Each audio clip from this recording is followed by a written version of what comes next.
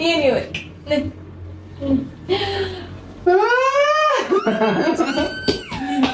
እነጁ አልተረከም አንተ ተናያ ትክራና በቃ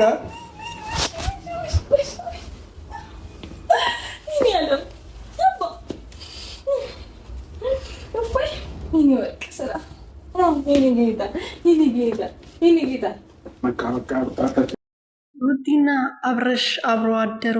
አብረሽ በጣም ደስ አለው። ልጁም ደስተኛ ነው። የኔ አባት የኔ ልዑል ማለት ነው። ሲያምር የኔ ውድ ማለት ነው። ልክ እንደ ሩትዬ ጀግና ቆንጅዬ ማለት ነው። የምር ሩቲ ነው ደግሞ የሚመስለው። አይኑን ግንባሩን በደንብ አይታችኋል።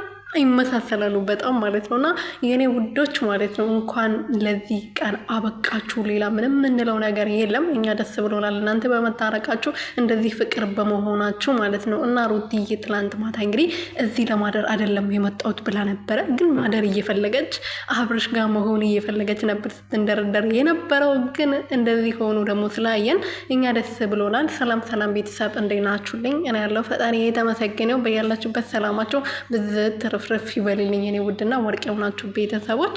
ሩትዬና አብርሽዬ እንግዲህ እንደዚህ ፍቅር ሆኖ ስላየን ብዙዎቻችን ደስ ብሎናል።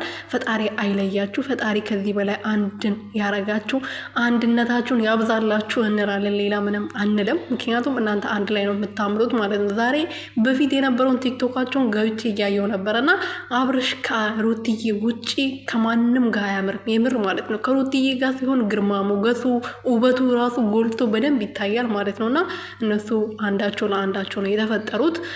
ልትለያዩ አይገባም። አንድ ላይ ሆናችሁ ልዑልዬን ይሄን የመሰለ ልዑል የሆነ ልጅ አንድ ላይ ልታሳድጉ